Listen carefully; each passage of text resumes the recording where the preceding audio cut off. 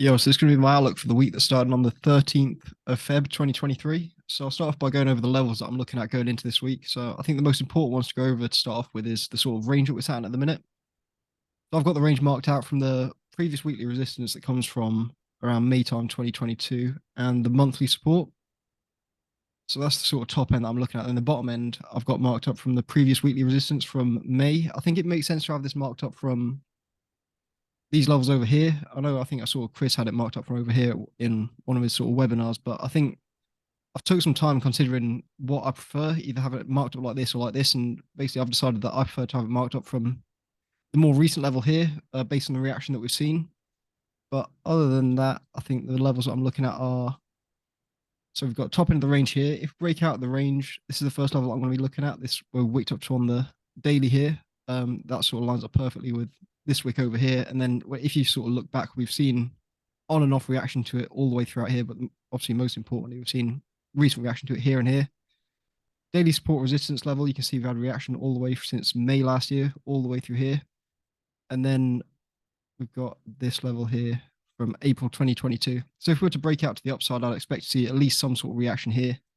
First main target level would be the sort of daily support resistance, followed by this level here that Chris was talking about a lot last year. Looking to the downside of our actual range, the first level that I'll be looking at would be the monthly support here, and then we've obviously seen reaction to that on the dailies and 4 hours here.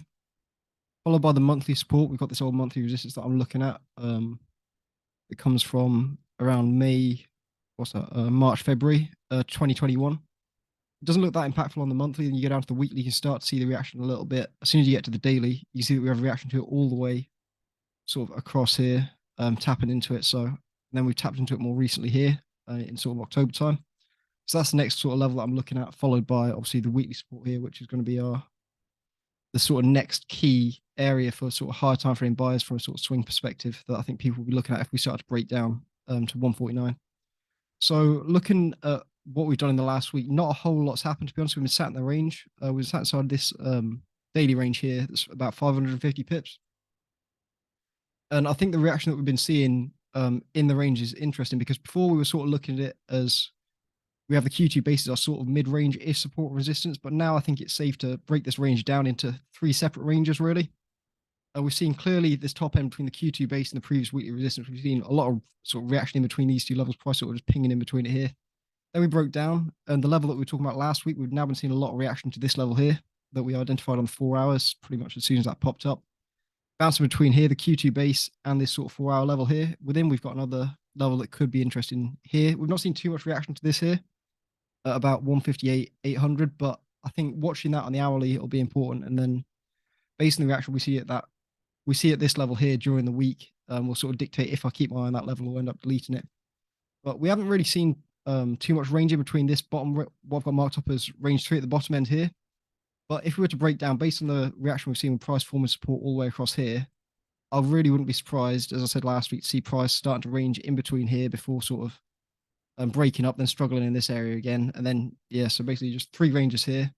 Obviously, with it being three separate ranges within one range, all these levels here become, well, the more reaction we see to them, harder it's going to be to sort of sell and buy into them. So buying into here is a no-go for me. Like, I'm not looking to trade within any of these levels. I think it would be nice to see sort of hourly structure at a minimum, above or below any of these levels before we start trading. But in reality, I think if we're in a sort of high volume time, we do start to get closes above these levels, there's no reason why you couldn't give it a shot as long as it's sort of in line with your higher time frame bias on the day.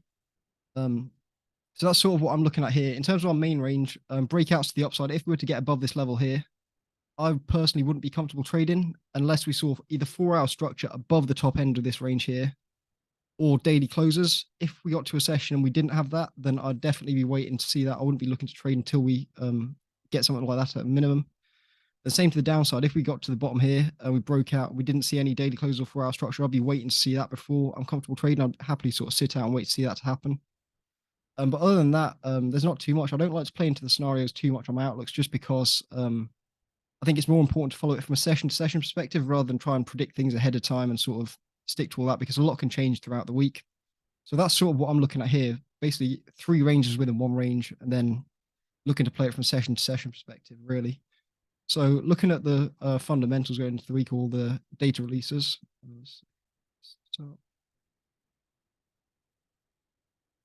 So Monday we've got a fairly light day. I don't really see too much going on here. Tuesday, we've got some heavy GBP data releases around 7 a.m. For me personally, I'll be waiting until 7:15 at a minimum to sort of take trades. Won't be looking to trade before that at all. Tuesday or Wednesday, we've got CPI, same again, because that's at 7 o'clock. I'll be waiting until at least 7:15 to take any trades. I thought obviously none of this information here is enough to trade off, but I just thought it was interesting while I was looking over the last CPI releases that the last 5 releases, we see we've got the release here, we got pushed to the downside, release here, pushed to the downside, release pushed to the downside. So all the last 5 releases of CPI, we've seen it give pushes to the downside. Obviously, that's not enough to trade off, but I just thought it was a bit interesting looking over that recently. Thursday, we've got another fairly light day. Some US stuff in the afternoon, but that's not really tied to GJ. Then retail sales, same again. I'll be waiting until about 7:15 to trade that. I looked over some of the charts for retail sales, and there wasn't really any consistency in terms of outcome of what happened on the chart. But yeah, so that's sort of what I'm looking at on GJ going into this week. Not too much has changed from last week because in reality, the weekly candle's not really done anything this week. We've not broken any highs, not broken any lows. We've sort of just sat in between the Q2 base and this 4-hour level that we spoke about in my outlook last week. So is anyone else looking at anything sort of drastically different to that, or is everyone sort of on the same page? Same page really, but it's because it's getting squeezed now into price. It's Yeah, for sure. gone from trading for up down to this massive range, and it's getting squeezed into a smaller range now. Yeah, for sure. I think it'll be interesting, especially when we get to levels like this here. The 155, I think that'll be an important level because Yeah. a lot of people will be looking to buy from this level, I think, from a higher time frame perspective because of where it is on our sort of monthlies. So I think trying to sort of push your luck selling low in this range is going to be kind of stupid in my opinion. So I think I'll be very cautious when we start get pushing down to these sort of levels here. But Yeah. it's sort of similar to what me and Ravi spoke about last week. We were saying if we were sort of, and I spoke about this to Wes, I think last week. He was talking about if price coming down here. I don't know if he's still planning on this, but he was planning on waiting to see the reaction from this level here, rather than trying to sort of force sells into the bottom end of the range. He was thinking about waiting to see the reaction, then potentially taking the easier shot, which would be buys from the bottom of the range, which I think could also be a sort of very sensible option as well. Yeah. Yeah, that's what I'm sort of looking at. Am I, Christian? Yeah. You guys thinking sort of something similar, or is I missed the mark of it? Yeah, I think I like the way you divided the range into 3, from the daily range to the 3 different ranges we have. The other thing I would mention is you said if we do break above this level, right, then you may want to wait for 4-hour structure. But one thing you should just bear in mind is whenever we do break out of this range, GJ tends to just print candle after candle. So you want to be prepared for that situation on how to get in on the momentum trade at that point. We more than likely may not get the perfect 4-hour structure to get in on the trade. And it would be, how would I say, to be kind of depressing to then wait for this range to break and not be able to find an entry.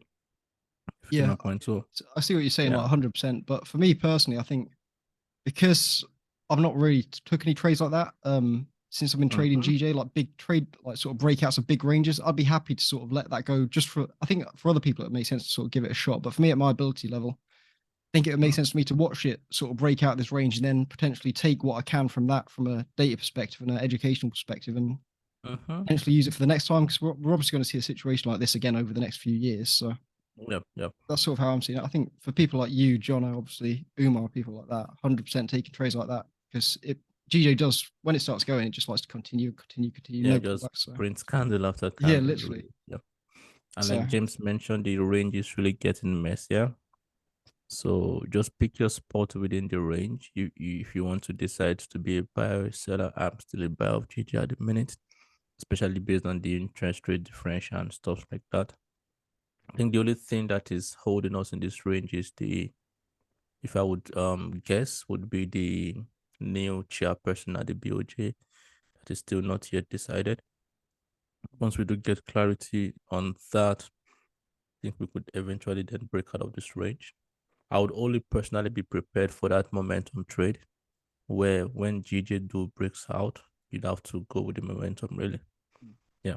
But other than that, it's beautiful, especially what I learned is the fact that the range is now in 3 different ranges.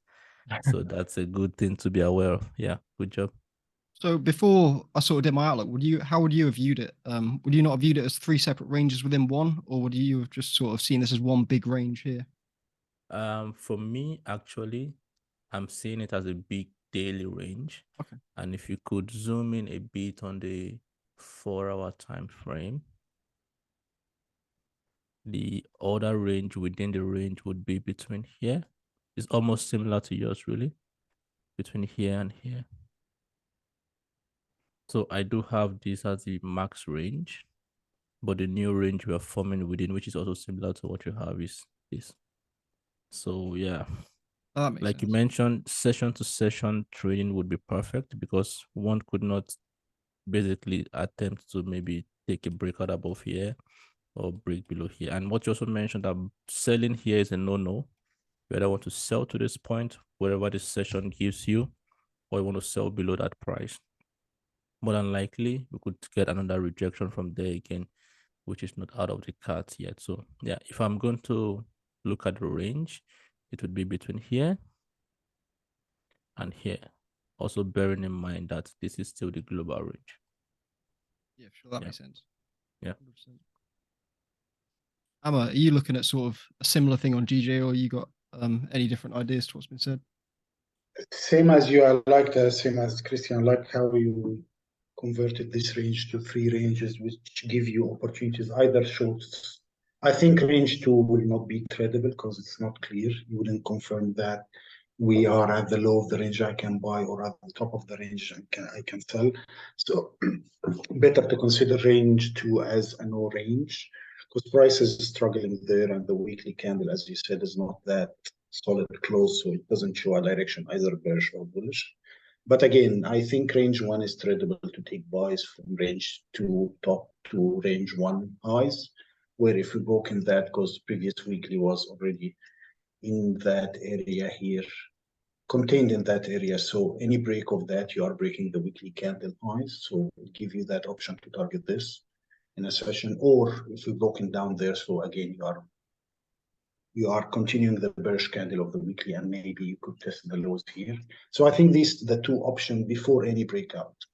I think for sure GJ is giving a good opportunity now for any breakout, either upside or downside.